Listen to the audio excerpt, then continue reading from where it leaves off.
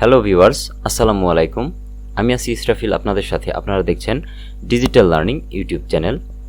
আজকে আমরা দেখব কিভাবে একটা সাধারণ পাসপোর্ট সাইজ ছবির মধ্যে আপনি কোট এবং টাই সেট করতে পারবেন। তো দেখেন, আপনারা যদি লক্ষ্য করেন এখানে দেখতে পাবেন একটা সাধারণ পাসপোর্ট সাইজের ছবি দেওয়া আছে। এই ছবিটার মধ্যে কিভাবে আমরা প্রফেশনাল লেভেলের একটা কোট এবং টাই সেট করব সেটা আজকে আমরা এই ভিডিওর মাধ্যমে দেখব। তো চলুন তাহলে শুরু করা যাক।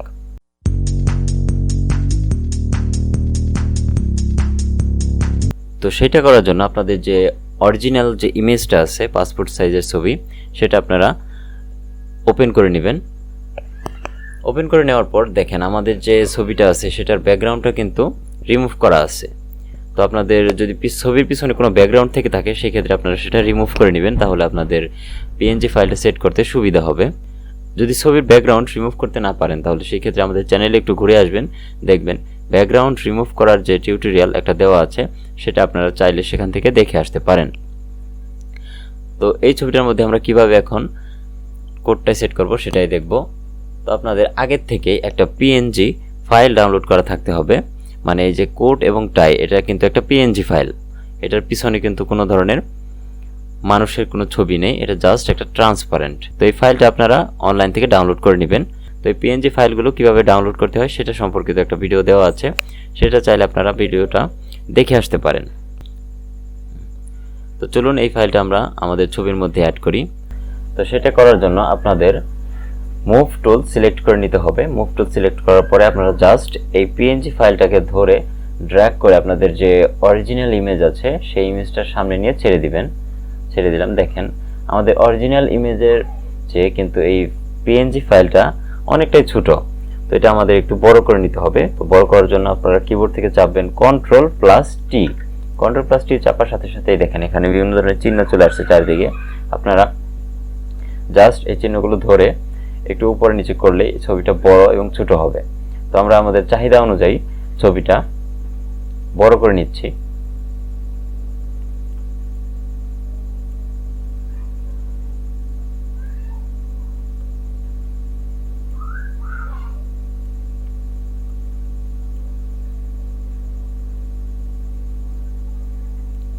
হ্যাঁ, তো দেখেন আমরা আমাদের চাহিদা অনুযায়ী ছবিটা বড় করে নিয়েছি। এখন আপনারা এই উপরে ডান দিকে যদি লক্ষ্য করেন দেখতে পাবেন টিক মার্ক দেওয়া আছে, এখানে একটা ক্লিক দেবেন। দেখেন আমাদের ছবিটা কিন্তু চাহিদা অনুযায়ী বড় হয়ে গেছে। এখন লক্ষ্য করলে দেখতে পারবেন আপনারা এই যে আপনার যে পিছনের যে ছবিটা আছে সেটার কাঁধের এই দিক দিয়ে বা এই দিক দিয়ে আপনার শার্টের যে অংশটুকু সেটুকু দেখা যাচ্ছে, সেটুকু কিভাবে আপনারা রিমুভ করবেন। রিমুভ করার জন্য আপনাদের ব্যাকগ্রাউন্ডটা সিলেক্ট করবেন। ব্যাকগ্রাউন্ড সিলেক্ট করার পরে এখানে দেখেন পেন টুলস নামের একটা অপশন আছে, পেন টুলস। তো এটা আপনারা সিলেক্ট করবেন। সিলেক্ট করার পরে আরেকটু কাজ বাকি আছে। আপনাদের এই যে পিএনজি যে লেয়ারটা আছে এই লেয়ারটা আপনারা কিছু সময়ের জন্য ডিসেবল করে দিবেন, যাতে করে আপনাদের পিছনে ব্যাকগ্রাউন্ডে আপনারা কাজটা করতে পারেন। তো এটা যেহেতু সামনে আছে যার কারণে আমাদের এই লেয়ারটা একটু ডিসেবল করে রাখতে হবে। তো আমরা লেয়ারটা ডিসেবল করে দিই। দেখেন আমাদের লেয়ারটা কিন্তু এখন ডিসেবল আছে। আমরা এখন চাইলে আমাদের এখানে কাজ করতে পারবো। তো সেটা করার জন্য আপনাদের যেহেতু কাঁধের অংশটুকু আপনাদের বেরিয়েছিল, মানে কাঁধের অংশটুকুই সমস্যা করতেছিল, আমরা কাঁধের অংশটুকু কেটে এখান থেকে বাদ দিয়ে দিব। তো আপনারা পেন টুলস দিয়ে সেটুকু সিলেক্ট করবেন, এরিয়াটুকু। তো আমরা সিলেক্ট করে নিই।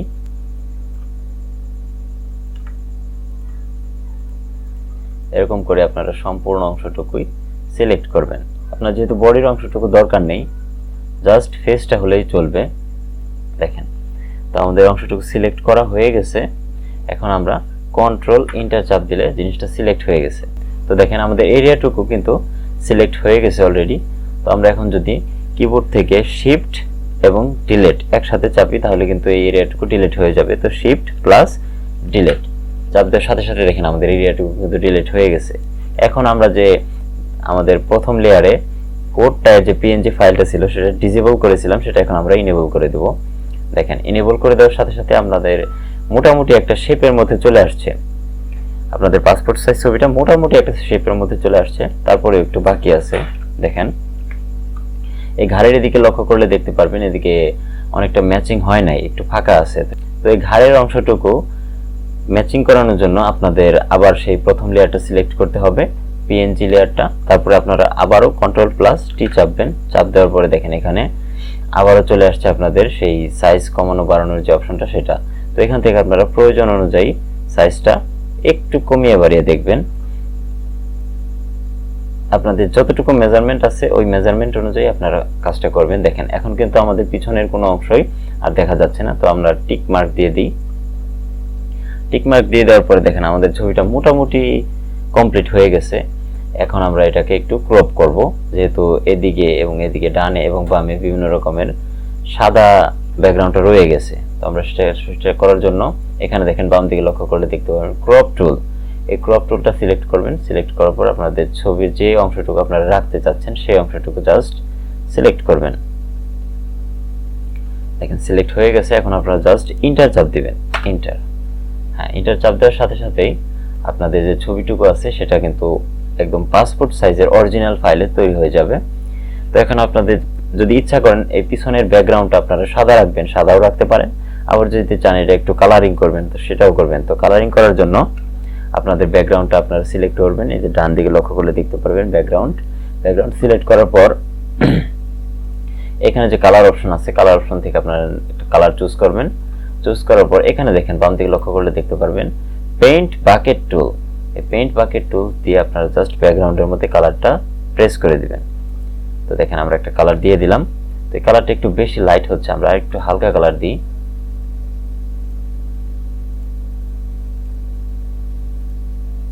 দেখেন আমাদের ছবিটা কিন্তু মানে এখন পরিপূর্ণভাবে পাসপোর্ট সাইজের একটা ছবি তৈরি হয়ে গেছে।